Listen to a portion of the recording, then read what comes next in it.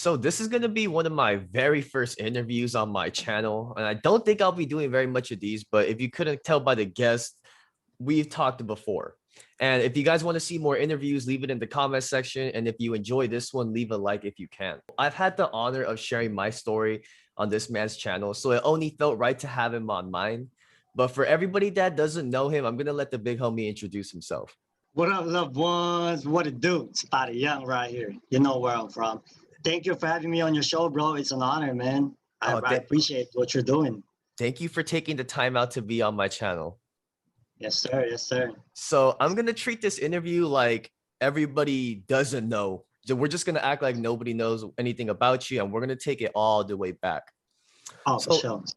So I understand you did a bunch of time in California, like the California Youth Authority, California prisons, and the jail. But before we get into all of that, what city did you grow up here?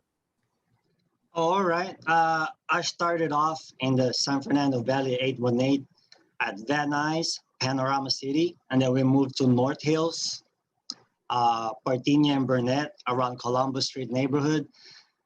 And yeah, that's where I'm a Valley side. My main hood really isn't right there in K-Town in West LA, which is Jefrox, but that's not my side. I'm from the Valley side. Okay, so about Jefrox. Okay, you know what? We're gonna get into that in a second. But so before the gang stuff, what kind of dude were you in high school? Oh man, I started off first because you know how it is. I'm like in middle school, 6th grade, fresh off the boat. I was still at that time. This was around '99, I believe. I still had my skinny jeans on, because you know in the Philippines it's different, right? Right. So I come over there like the homies was clowning me like, well, stop wearing that skinny jeans, man. It's all about the hip hop, the baggy pants. So you know, I started off skating first. Oh, okay. Skater boy, yeah. And then I mean, I was good. I was doing hill flip, kick flip, but nothing majors. I was jumping 7, 8 stairs, you know. Okay. I was all right, but I realized that, man, it seems like I think there's a better crowd, and that crowd was happens to be at that time being a pretty boy, where sorry about my coughing. You're good. Where I would stuff my shoes with sock to make it look cool. The Fat Farm shoes. I don't know if you remember.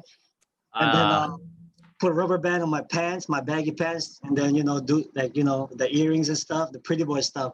And then that wasn't enough because I guess the thing is, it's all about the gang culture. Okay. Right. And I just slowly but surely started hanging out with. That's how I got into the gang stuff. So what age were you when you got into the gang shit? Oh man, as early as I was already involved, like as early as around 12 to 13 years old. 12 to 13 years old. Yeah. Were there ever any drugs involved? Substances? Yes. First, I started off with a little bit of nicotine here and there, and then evolved to the weed, to the stress or the bammer, or you know, boo boo, whatever you guys say it nowadays, to the kush, to the chronic, and then after that. And then I just got, you know, then here comes the methamphetamine, here comes everything else. Yeah. Okay. So you pretty much, you know, climbed the ladder when it came to substances. Okay. I just wanted to be cool, man. I just, you know, you're a kid. I could relate. My substance abuse was very similar to your story, which is why I could relate to you, like on that level. It started with nicotine and it just moved slowly but surely. But anyway, okay, so there was drugs involved. What were your first charges as a juvenile? Like, what made you first go into jail as a kid?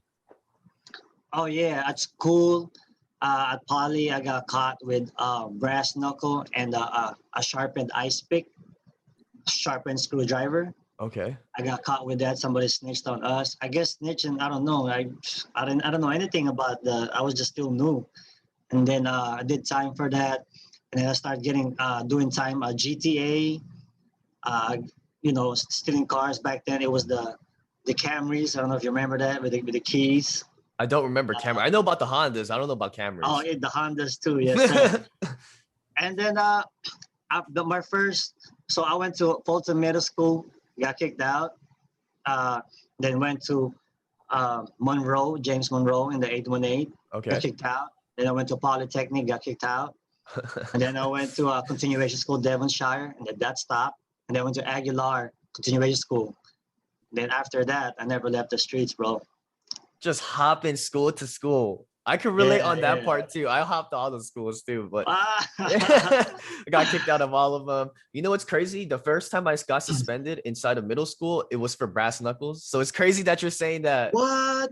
I You know had it's that too? yeah. The first time I got in trouble in middle school was because of brass knuckles. It's just trippy. The coincidence. I don't know. It's weird. Yeah. Okay, so for the Valley, you said you were over there. That juvenile hall Sylmar, correct? Barry Yes, J. sir. How was that? Yes. How was it for you in Sylmar? I did a little bit of time in Sylmar as a juvenile as well. Oh, all right. Okay. So my first time being stuck in like in a little cell with another dude, right? Right.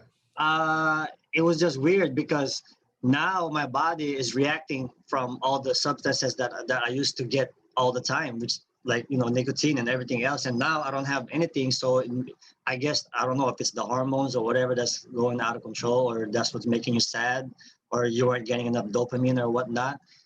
And then I have to worry about being a Jefrox gang member, because now in the streets, since I had my gun, it gave me a false sense of bravery, thinking that I was hard, I was a man, because I can literally just end anybody's life with just a finger. And then now I have no choice but to step it up and you know what I mean, and take all the face that's coming, bro. Win or lose, yeah, because you know So how it is. Jeff Rocks, what were your guys' beefs back then? Like, who were you guys beefing with? Oh, okay, when I was still new, bro, they said that our worst enemy was MS, Okay. because these guys were actually fighting for the hood around that Right. area, Santa Monica, Western. Some people they know about it. And then to top it off, all the other Filipino hoods from during my time, they didn't like my hood for some whatever reason stuff also. And then to top it off, also the other Asian hoods also. Okay. So Yeah. would you say that Jeff Rocks is like a Pinoy hood, or what would you say it is? Yes, it's originally a Pinoy hood. Jefrox, how you say it? It's Okay. it's backwards is projects, because in the Philippines in the Ah. ghetto before they say people that are in the ghetto they're called projects, but they kind of like switched it Jefrox, and then now they want to come to America and say Jefrox, all Americanized now. Oh, okay, okay, Uh, okay. That's the story. I had no idea. Okay. yeah. So your main beef was MS, and that's crazy because MS is in K-Town a lot, and there was Jeff Rocks in Koreatown as well, right? Yes, sir. Some people actually think that Jefrox is a Korean gang. Ah, because of being in Yeah, Koreatown, I because see. of all the Korean homies, bro. There's a lot. There's a lot of Korean homies. Oh I, man, yeah. I didn't know that. You can ask them. Mental Boys and all the other Korean hoods, they basically came from Jefrox. Oh, okay, Yeah. okay, okay. So you went to juvenile hall, which is cool. Did you ever go to camp? Anything? No, I didn't get a chance to go to camp But you because went to what? I'm sorry, what was that? I know I was gonna say because I got direct filed to being charged as an adult. They didn't even give me a chance to fight my fitness to stay as a juvenile. For some reason, they got me to charge me as an adult. Is that when you went to the CYA, California Youth Authority? Yes, Okay. yes. So That's the one. how much time did you do in YA? Just 2 years from 2004 to 2006. Okay, so Yeah. I've heard a lot of stories about gladiator school. You know what I mean? And so you just tell me, can you just break down your experience of like what was it like being well, first of all, Uh, Asian in youth authority? Like, yeah. Okay. Well, from my experience, bro. Well, just imagine in the streets, it is a street gang, street politics. It's kind of like that. So it's like you're bringing in everybody from the streets, except take away the guns, and then bringing them inside one place. And it's all about the street politics. Whatever that was in the streets will be brought in jail. So it's still gang banged out the game, mhm, and everyone is going home. Everyone is mandatory going home when they're 25 years old. mhm. That's CYA. Okay. Yeah. So the youth authority, I understand that it's like for long to like when it's all for juveniles that were tried as adults. That's what the youth authority is. No, a youth auto CYA is for kids that had stayed as a juvenile. So, for example, when you're a youngster, and for example, you murdered like 5 people when you were like 12, 13 years old, and you didn't, and you stayed as a juvenile, they could just give you juvenile life, and you can still get out when you're 25 Mm, years old. Yeah, okay. but juvenile life compared to adult life, it's different. Yes, sir. Right. So you've never been to camp. Have you ever been to placement? No, I haven't been to placement either. Oh, Yeah, okay. So just the you went halls. straight from halls to CYA. Damn, that's crazy. Okay, Yeah. so so you did time in the youth authority, and I understand you did time in the California Department of Corrections in the prison, like mainline. So how much time did you actually do upstate?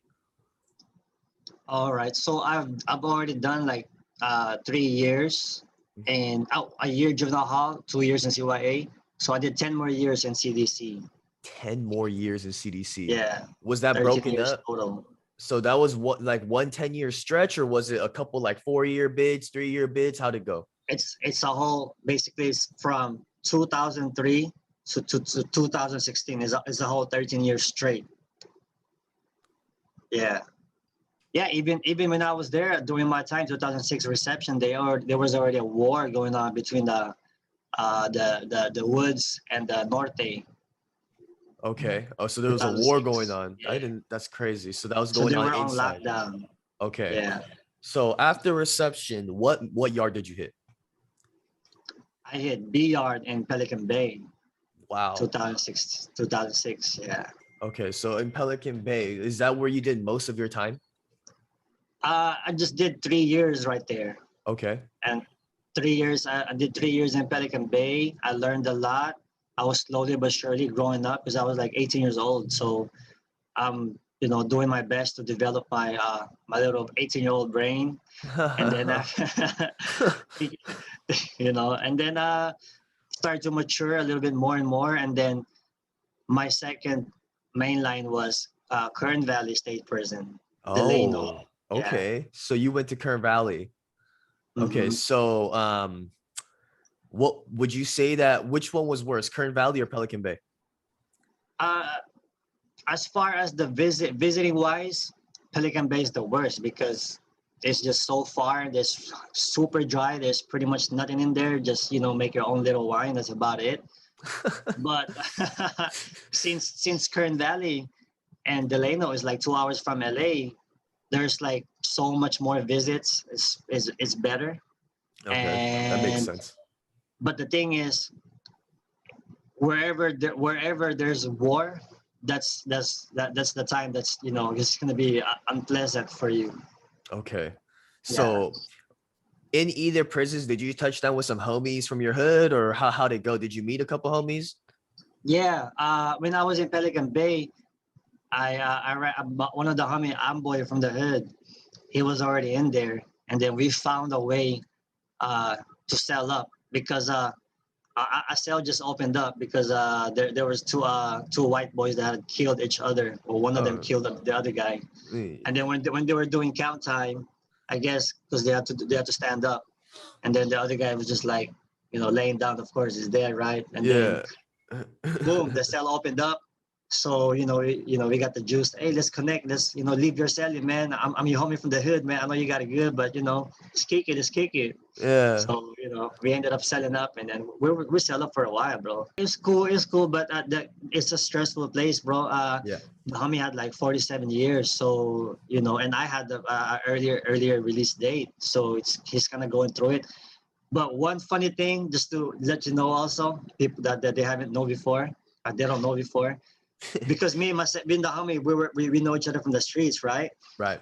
And right there in Pelican Bay, or you would have your porters that would go through each door. Hey, you good in there? You guys straight? Just in case you need some Yeah. water or something or whatever.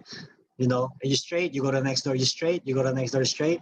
And there's the OG dude from mafioso, right? Okay. big ass, you know what I mean? And he was going to each door, and then he ended up going to our door. And then when he went to our door, you guys straight? You guys straight in there? He saw me and the homie both laying down at the bottom bunk and shit, right? He's like, oh, what the hell is this, man? Oh no. So You he can't be doing that. You're in the 4 yard, man. Ah, no, that's the homie from oh the hood, man. This is how we do it on the streets, man. We're just kicking it. We're just comfortable, you know. yeah. Oh no, no. Yeah, it's weird, bro. Damn. So you were on the 4 yard with the homie. Yeah. Man, Yeah. so that's crazy. So have you done any level ones, level twos, or you just went straight to level fours? That was it. I was just at the level 4, and then the only level 3 I did was the out of state program in Oh, Oklahoma. They had that. okay. They had that before, and also I paroled in Ironwood straight prison, state prison, which is a level 3. What after getting out, how was it transitioning back into just like real life, like the actual world? Oh, okay, nice. Good question, bro. When I got out, I still had that basically that mentality, bro. That I still gotta stay on my toes. Okay.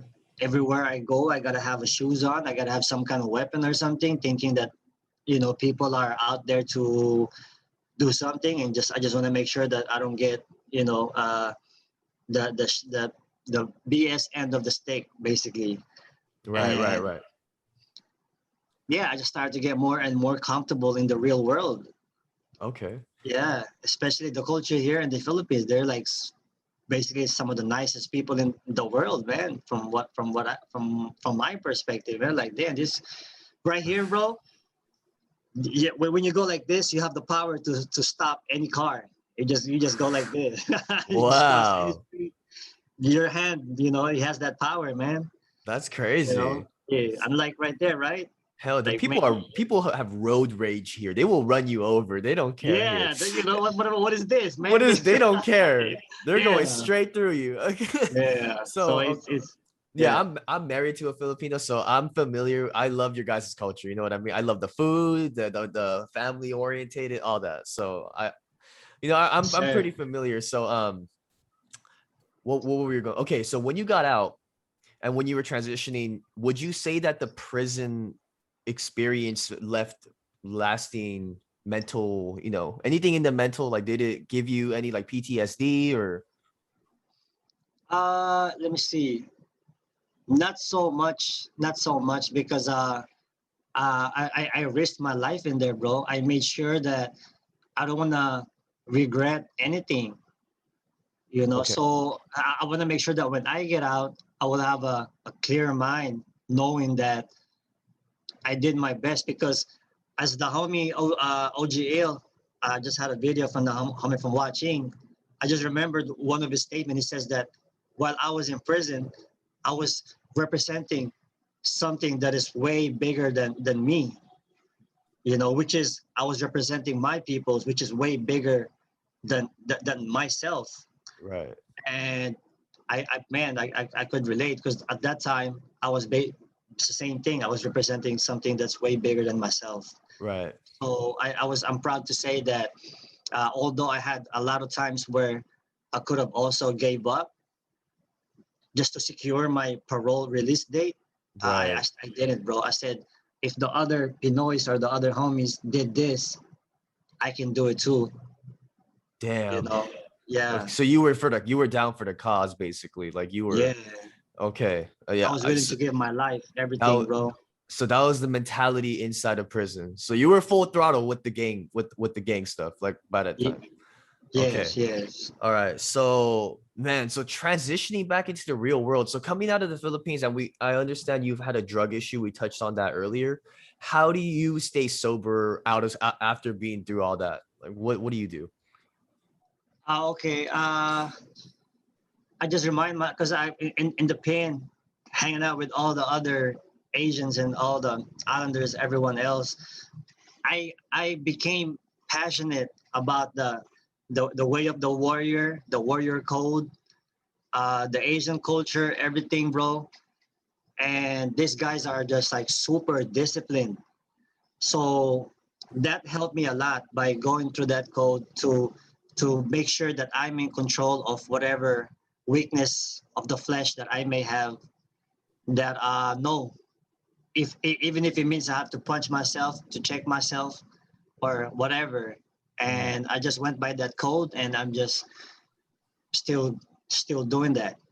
That's Yeah, awesome. So there was no rehab involved, none of that, no counseling, none of that.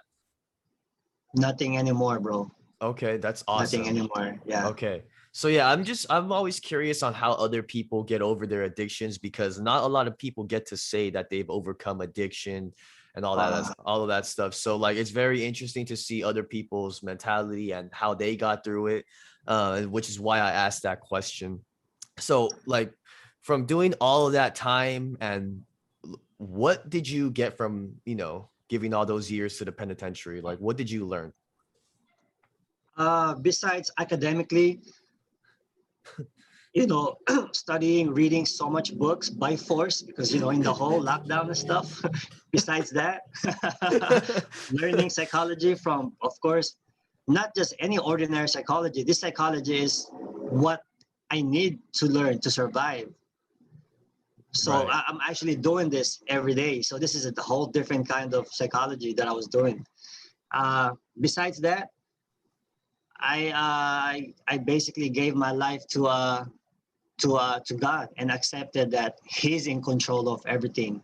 Although me as a human would like to think that I'm God and I'm in control of everything, I got rid of that. I said, no, there is a higher being, and I'm just gonna. You're the one. You're the shot caller, not me. Yeah, basically. That's awesome. Okay, so you're Christian, or what's the Yes, a Christian. that's awesome, Yeah, man. That's awesome. Okay, so you've transitioned, you're in the Philippines now. So what you have, like, where you're just chilling, you're staying away out of trouble. yeah. Also, yes, sir. Also, brother, I'd like to mention also that before, as a little kid, being selfish, I would used to think that the world revolves around me. Okay. Narcissistic. It's all about me. It's all about me. But now it's all about everyone else and the people. I'm just a speck of dust, basically, in the universe. Okay. And yeah, and I've given my family so much pain and suffering from my selfish action, and then now I just wanna reverse it and do my best to undo the damage. I know it cannot be undone, but at least do something else. Yeah, That's awesome because yeah, I yeah, put brother. my mom through living hell too. You know what I mean? Like my mom was stressing because of me. You know what I mean? Like I'm the only child. Oh, do you have siblings? I Yeah. see. Yeah. Do you have any siblings? Any brothers or sisters? Yes, yes. There's seven of us. Wow. Yeah, Okay. Okay. Yeah. Philip, big family. yeah, Yeah. So yeah, my mom, it was just me. So when I was getting into trouble, there was no one else to focus on, she was just stressing. So I understand, want to be on the right path, not giving your family any more stress. So that's yeah. I awesome. feel bad. So is there anything else that you want to tell the subscribers, or any message, or what's the deal? What do you have going on? Okay, I'm still. I just want to let the people know that I can't stress this enough, because I'm experiencing this a lot. People that are holding guns, it's like the Lord of the Rings. Was that Precious? Like this. It's giving is. It's basically giving all these people this false sense of bravery. Right. Yeah, and that I want to reverse that, and somehow, because I can relate, because I was a gang member once, so I can relate having to hold guns, Right. and I'm still pushing that guns down and gloves up instead. Okay, Yeah, I agree with that. Lately, it's always going to shooting. No one's even fighting anymore. So I agree. Like the killings need to stop. They need to tone it down because it's been crazy. I agree with you. So yeah, the yeah, guns down, gloves up. Great movement. I agree with that 100%. Um, but basically, that's pretty much gonna end the interview. I had a great time talking to you, Pada, and oh, yeah. One last thing, you are aging very well. Your name Pare Young suits you very well because you look young, and that's not to make you feel like a little boy. You are aging well. You're blessed. Thank you, brother. You too, man. You too. That Thank is the you. Asian blood, man. Yeah, I agree. I agree. Yeah, We age that's one well. of our pros right there. Exactly. All Yes, right, sir. brother. Well, it was great talking to you. We're gonna end it here, but until next time, you guys, I'll be seeing you guys later. Peace. Thanks.